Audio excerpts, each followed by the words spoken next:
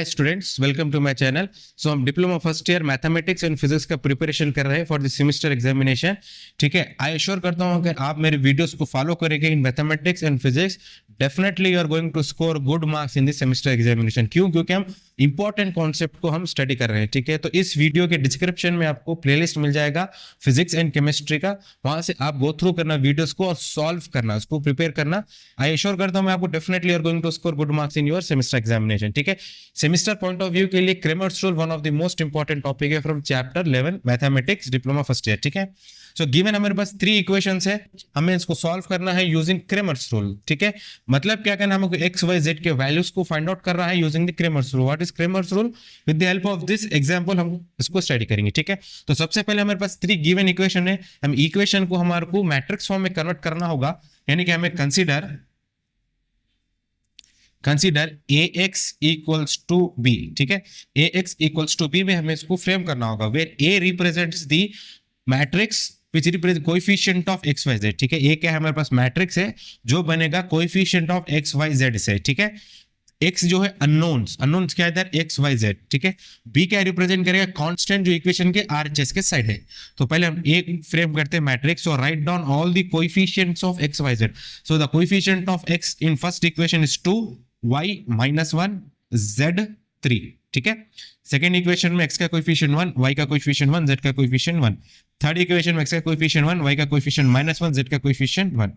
Next हमारे पास है x means unknown क्या है हमारे पास, x y z, इनको हम कॉलम फॉर्म में लिखेंगे। ठीक है, जो भी हमारे पास x जो अननोन है उसको हम कॉलम में लिखेंगे। सिमिलरली b जो है हमारे पास, b को भी हम क्या करेंगे, कॉलम में लिखेंगे 962। Okay, 962, this is the representation of ax equals to b। ठीक है, अब हमें क्या करना होगा, डेल्टा फाइंड करना होगा, डिटर्मिनेंट।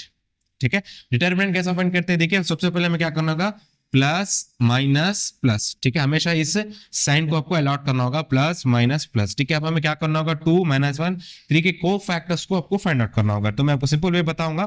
पहले क्या है हमारे पास, देखिए 2 और साइन क्या है प्लस, तो +2 होगा। ये +2 से हमें क्या करना होगा, 1 हॉरिजॉन्टल लाइन लीजिए और 1 वर्टिकल लाइन। ठीक है, सो 1 horizontal line and 1 vertical line, जिससे 2 डिलीट हो जाएगा, तो जो लेफ्ट आउट है हमें वो लिखना होगा। ठीक है, विद द हेल्प ऑफ 2 क्या करेंगे हम, 1 horizontal line and 1 vertical line draw करेंगे। जो लेफ्ट आउट है उसे हम लिख देंगे 1 1 -1 1। ठीक है, नेक्स्ट हमारे पास क्या है, देखो -1 और हमने अलॉटेड साइड माइनस है, तो माइनस इंटू माइनस +1 होगा। सेम केस को फैक्टर ऑफ -1 फाइंड करने के लिए क्या करना होगा आपको, 1 हॉरिजॉन्टल लाइन एंड मैंने वर्टिकल लाइन, जिससे 1 जो है एलिमिनेट हो जाना चाहिए। ठीक है, तो नेक्स्ट जो बच गया हमें पास वो लिख देना होगा, तो क्या है हमारा 1 1 1 1।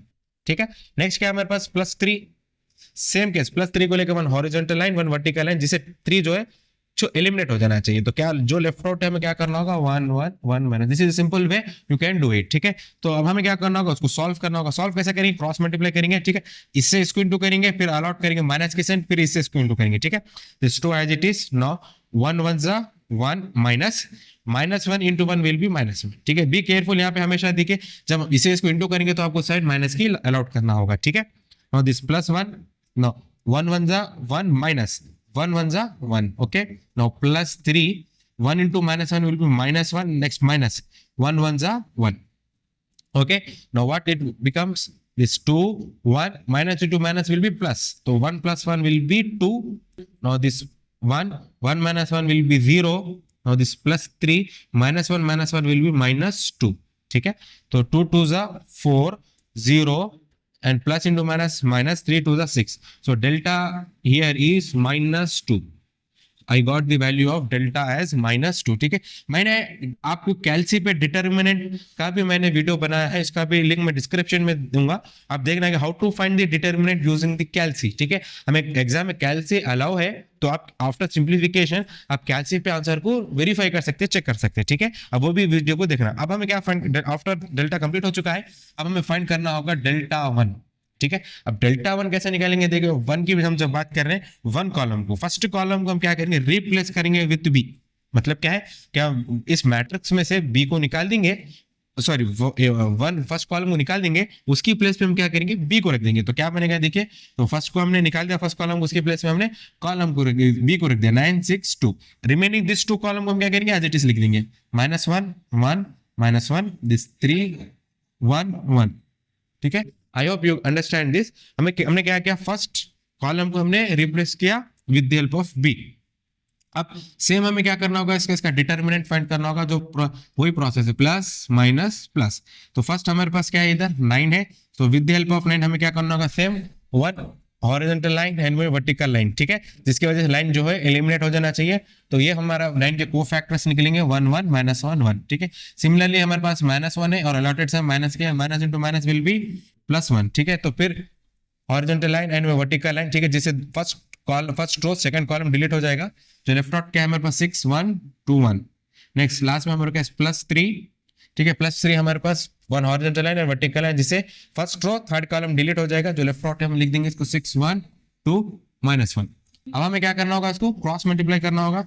9 1 1 जा 1 minus, okay, -1 into 1 will be -1, और दिस +1 6 1 जा 6 माइनस 2 1 जा 2, now +3 6 into -1 will be -6 minus 2 1 जा 2।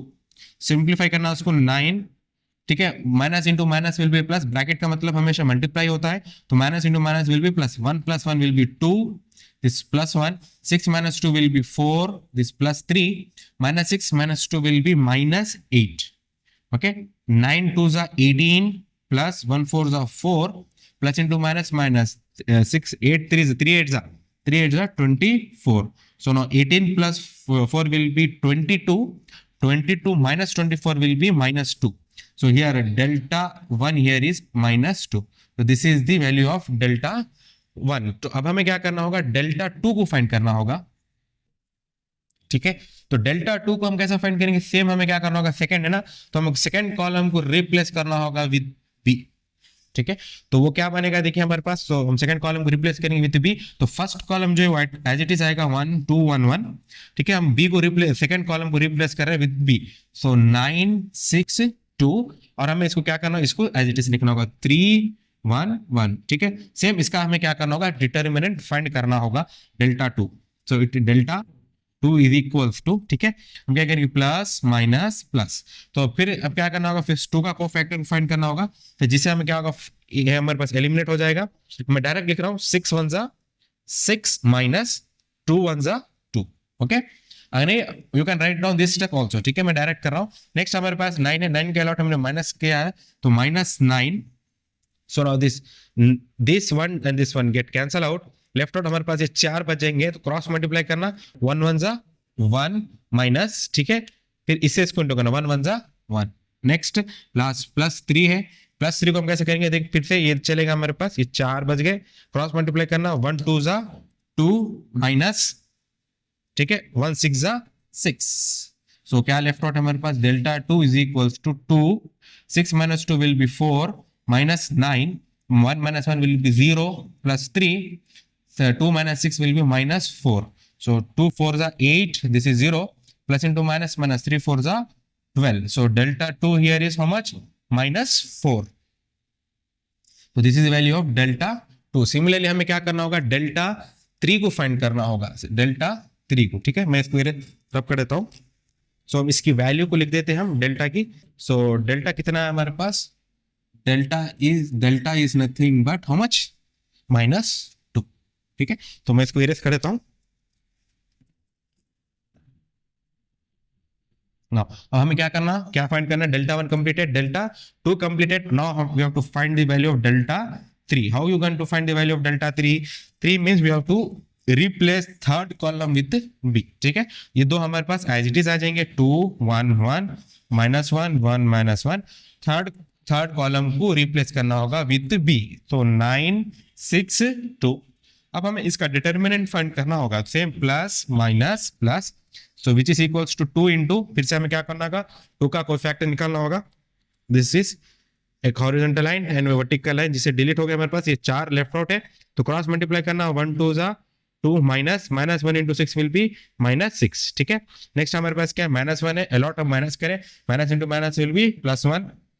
Now this one horizontal line, one vertical line, ठीक है। तो ये हमारे पास लेफ्ट आउट है, क्रॉस मल्टीप्लाई करना, 1 2 जा 2 माइनस 1 6 जा 6।